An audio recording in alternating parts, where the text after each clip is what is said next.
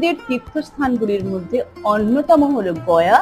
এটি বিহার রাজ্যের অবস্থিত।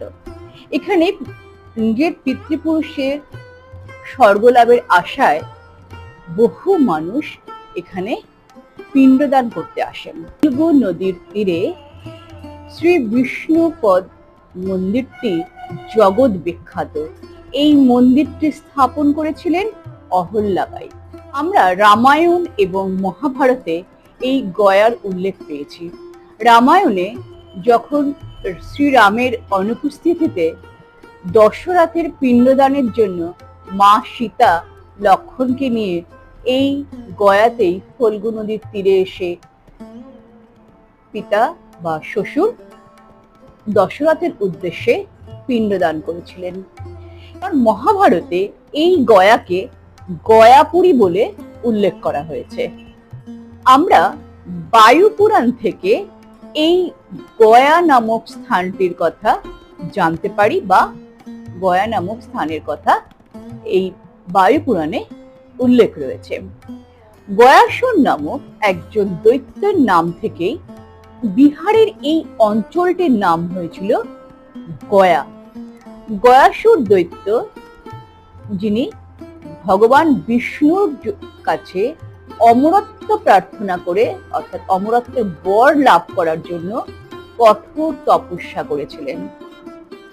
আজকের এই ভিডিওতে আমরা দুটো বিষয়ে আলোচনা করব। এক হলো গয়া শহরের মাহাত্ম্য, আর দুই হলো কেন গয়াতে পিণ্ডদান করা জরুরি। এই দুটি বিষয়ের উপরে আজকের এই ভিডিওটিতে আলোচনা করব, তাই কোনো রকম স্কিপ না করে ভিডিওটি পুরোটা দেখুন এবং ভালো লাগলে অবশ্যই লাইক করবেন। শেয়ার ইজ কেয়ারিং আমি সবসময় বলি। আর সাবস্ক্রাইব না করে থাকলে অবশ্যই সাবস্ক্রাইব করে পাশে থাকা বেল আইকনটিকে প্রেস করে রাখবেন। তাহলে চলুন শুরু করি।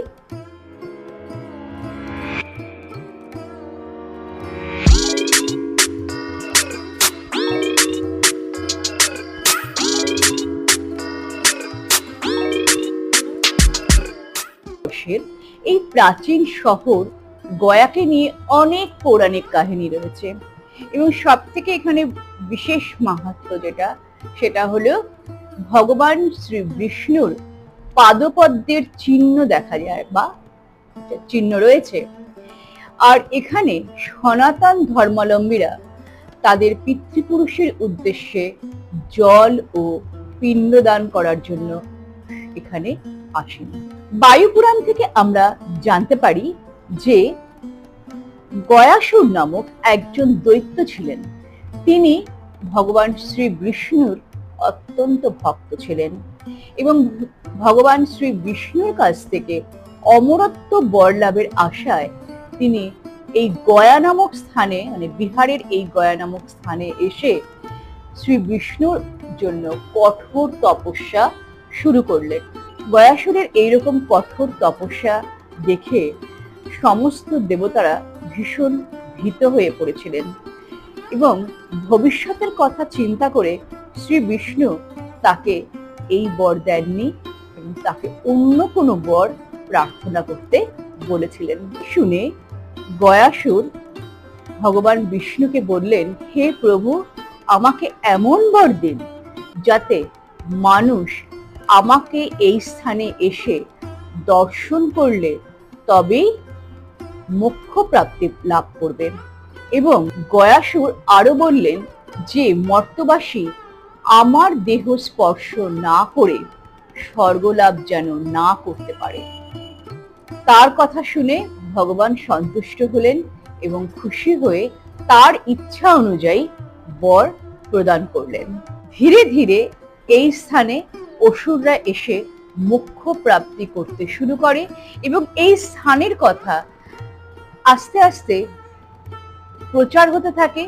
একে অপরের মুখ থেকে শুনে বহু মানুষ মোক্ষ লাভের জন্য বা মোক্ষ লাভের উদ্দেশ্যে এই স্থানে আসতে লাগলেন।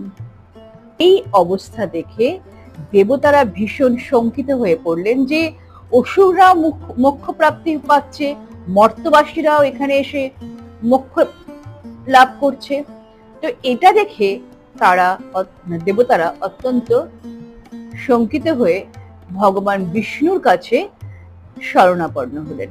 তখন ভগবান বিষ্ণু গয়াসুরের কাছে আবার প্রকটিত হলেন এবং গয়াসুরের মাথার উপরে তার চরণ রেখে গয়াসুরকে পাতাল লোকে পাঠিয়ে দিলেন। ভগবান শ্রী বিষ্ণু গয়াসুরকে ফল্গু নদীর নিচে পাতাল লোকে পাঠালেও তিনি গয়াসুরকে আশীর্বাদ করলেন যে তার নামে এই স্থান তীর্থস্থানে পরিণত হবে এবং এই স্থানে মৃত ব্যক্তির পিণ্ডদান করলে মৃত ব্যক্তির আত্মা স্বর্গলাভ না করলেও মুক্তি লাভ অবশ্যই করবে। এবং শ্রী বিষ্ণু যেই স্থানে গয়াসুরকে পাতাল লোকে প্রবেশ করিয়েছিলেন সেই স্থানে তার শ্রীচরণের অর্থাৎ তার পদচিহ্ন এখনো বর্তমান রয়েছে। আমরা রামায়ণ থেকে জানতে পারি যে রাজা দশরথের মৃত্যুর পর শ্রীরামের অনুপস্থিতিতে মাতা সীতা এই স্থানে এসে অর্থাৎ এই গয়া স্থানে এসে ফল্গু নদীর তীরে পিণ্ডদান করেছিলেন এবং এই মাতা সীতার এই পিণ্ডদানের সাক্ষী ছিলেন ফল্গু নদী, তুলসী গাছ ও বটবৃক্ষ। এরপর প্রভু শ্রীরাম ফিরে এলে মাতা সীতা তার পিণ্ডদানের কথা জানালেন এবং তার যে সাক্ষী হিসেবে ফল্গু নদী, তুলসী গাছ ও বটবৃক্ষ রয়েছে তাদের কথাও বললেন। কিন্তু ফল্গু নদী শ্রীরামের শ্রীচরণের স্পর্শের আশায় মিথ্যে সাক্ষী দিল আর তুলসী গাছও মিথ্যে সাক্ষী দিল যে মাতা সীতা এখানে কোনো পিণ্ডদান করেননি। ফল্গু নদী ও তুলসী গাছের মিথ্যা ভাষণে মাতা সীতা এতটাই ক্রুদ্ধ হয়ে যান, তাদেরকে অভিশাপ দিলেন এবং সেই অভিশাপে আজও ফল্গু নদীর অন্তঃসলীলা হয়ে আছেন। অর্থাৎ আপনি যদি যান সেখানে তাহলে ফল্গু নদীতে বালি দেখতে পাবেন, বালি সরালে ফল্গু নদীর জল দেখতে পাওয়া যায়। আর তুলসী গাছকে অভিশাপ দিয়েছিলেন যে যত্রতত্র সে জন্মাবে।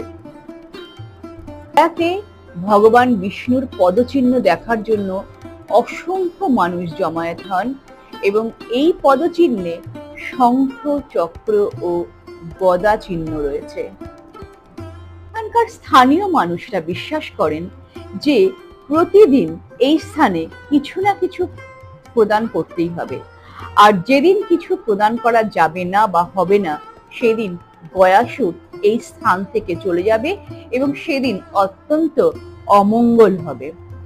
এবং তাই এখানে প্রত্যেক দিন প্রত্যেকেই কিছু না কিছু প্রদান করার চেষ্টা করে থাকে এবং এখনো বিশ্বাস করা হয় যে এই স্থানে মৃত ব্যক্তির পিণ্ডদান না করলে সেই মৃত ব্যক্তির আত্মা মুক্তি লাভ হবে না।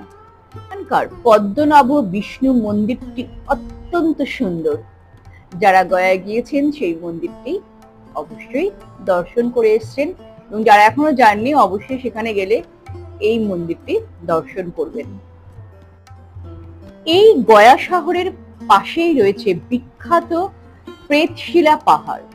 এখানে অপঘাতে মৃত্যু যাদের হয় সেই সকল আত্মাদের পিণ্ডদান করা হয় এবং বলা হয়ে থাকে যে এই সকল অপঘাতে মৃত্যু ব্যক্তির আত্মারা নিজের হাতে পিণ্ড গ্রহণ করে থাকেন।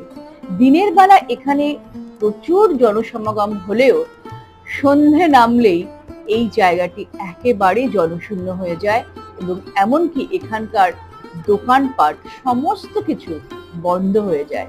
সাধারণভাবে যারা মারা যান তাদের পিণ্ডদান ফল্গু নদীর তীরে হয়ে যায় এবং সেখান থেকে তারা মুক্তি লাভ করে। কিন্তু যাদের অপঘাতে মৃত্যু হয় তাদের পিণ্ডদান প্রথমে এই ফল্গু নদীর তীরে করতে হয়, তারপরে এই প্রেতশিলার পাহাড়ের চূড়ায় অবস্থিত যে ব্রহ্মার মন্দির রয়েছে সেইখানে গিয়ে আবার পিণ্ডদান করতে হয়। আর প্রায় 600টি সিঁড়ি অতিক্রম করেই এই পাহাড়ের চূড়ায় পৌঁছতে হয়। আর এই পাহাড়ের শেখরেই রয়েছে ভগবান ব্রহ্মার মন্দির এবং শ্রী বিষ্ণুর পদচিহ্ন। আর এই প্রেতশিলার নামেই এই স্থানটির নাম প্রেতগয়া। ধামে আগে অনেক পিণ্ডবেদী ছিল, কিন্তু বর্তমানে 3টি পিণ্ডস্থান রয়েছে। একটি ফল্গু নদী, আরেকটি হলো অক্ষয় বট ও 3 নম্বর হচ্ছে বিষ্ণুপদ মন্দির। কিন্তু আর যাদের অপঘাতে মৃত্যু হয় তাদের জন্য প্রেতশিলা। এর পরবর্তী ভিডিওতে বলবো যে সব আত্মারই কি গয়ায় পিণ্ডদান করলে মুক্তি সম্ভব। তাহলে আজকের এই পর্যন্ত। ভিডিওটি ভালো লাগলে অবশ্যই লাইক শেয়ার তো করবেনই এবং অবশ্যই কমেন্টে জানাবেন। তাহলে আজকের এই পর্যন্ত, আসছি রোমাঞ্চকর ভিডিও নিয়ে। ততক্ষণ ভালো থাকুন, সুস্থ থাকুন এবং আনন্দ থাকুন। All the best.